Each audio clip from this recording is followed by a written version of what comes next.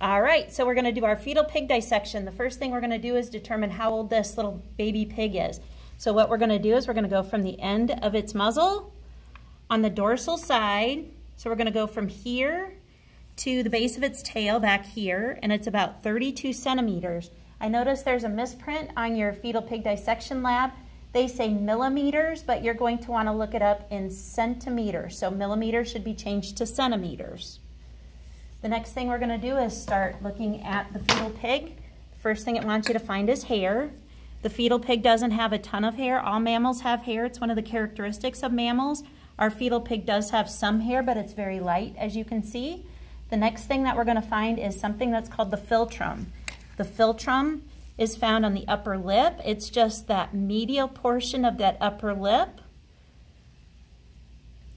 The next thing is the external nares. The external nares, aka the nostrils, are found right here. The pinna is the outer ear. It's that ear flap right here.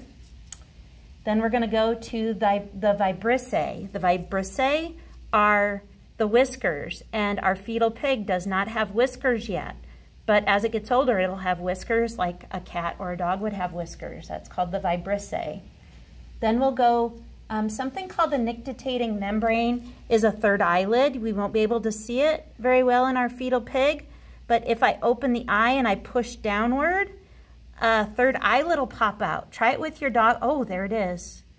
There we go. We can find it. It's right here on the fetal pig. Try it on your dog or cat at home. Gently push on the lower part of their eye and their third eyelid will pop out. That's called their nictitating membrane. Okay, then we're going to go to the trunk of the pig. This is the trunk. It's made up of two body cavities. We have the thorax or the chest and the abdomen. Okay, on the ventral surface of the pig, this is the ventral surface. This is the dorsal surface. On the ventral surface of the pig, we have the umbilical cord right here. This is where the fetal pig was attached to mama before it was born. We can see nipples here, and it looks like I kind of cut in between the nipples on the opposite side. This is a male pig. I can tell it's a male pig when I lift up on its tail. It only has one opening down here. That's the anus. Here's its scrotum. And under the umbilicus is the little urogenital opening right here. That's going to have the penis inside. It's very small in the fetal pig. The reason why I bring this up is that this is a male pig, and our male pig has nipples, just like our female pig. Here's a female pig. She also has nipples. So notice, nipples on a female, nipples on a male.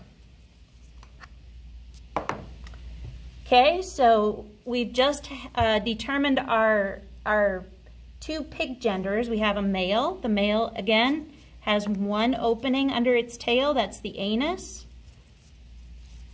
And the urogenital opening up here is just right underneath the umbilicus. Whereas on the female, if I lift up her tail, oh my goodness, I just made her poo. There is the anus, and this is the papilla, and you can see there's two openings there under the tail. 1, 2. We'll go back to our male pig here. So now let's go to the internal anatomy. First, let's start up at the head. This is going to be our oral cavity. The oral cavity is when we open the mouth. The oral cavity is made up, the top of the oral cavity is made up of the hard palate and the soft palate. The hard palate has bone underneath. The soft palate does not have bone underneath. Then we have the tongue. The tongue has these bumpy things on top of it. Those bumpy things will have the taste buds. Then we have our teeth. We'll have upper teeth and lower teeth. The front teeth are called the incisors. The back teeth, which we would call molars or premolars in people, would be the cheek teeth in the fetal pig. Then we go back to the mouth. So we would have the oral cavity, then we would have the throat. Another name for the throat is the pharynx. Down here is a cartilage flap. The cartilage flap is called the epiglottis. And behind or dorsal to the epiglottis, if I pass my probe over the epiglottis and go behind, we would be going into the esophagus or the esophageal opening. Okay, then we're going to go to the digestive system. We're going to come back to the mouth here when we talk about the respiratory system, but we're going to come back to the digestive system. Okay, so we're going to open the abdominal cavity. There's a broad flat muscle here that divides the abdominal cavity from the thoracic cavity. This is called the diaphragm. It helps you breathe. We'll refer back to this when we get back to the respiratory system. We have the liver. It's the largest organ in the abdominal cavity. We're going to reflect the liver. We're going to find the gallbladder. The gallbladder is found right here. The gallbladder is green. Let me cut this little flap here. It's green because it contains bile. Bile is a green color. We'll talk about that in A&P2, why it's a green color. Then we have, if we go back up to the mouth, oh, we talked about the esophagus already. Let's go from the liver. Let's go to the stomach. So the stomach, if we reflect the liver towards the head, the stomach is underneath. If we open the stomach, which I've already dissected, I've cut an opening in here so you can see it. And if the pig was alive, it would be nice and smooth and pink and velvety, and it would be made up of folds of membrane that would be called, which would be called rugae. The next thing, the stomach is attached to the small intestine. The small intestine is made up of 3 parts.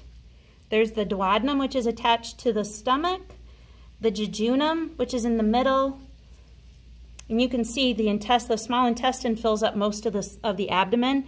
Now, the small intestine isn't small because it's short. It's actually small because it's the smallest in diameter, but it's much longer than the large intestine. So the jejunum, then the ileum, which is the last part of the small intestine, is attached to the large intestine or the colon. In the pig, it's shaped like a spiral staircase, so we call it the spiral colon. As we open up the abdomen, hit stop for a second.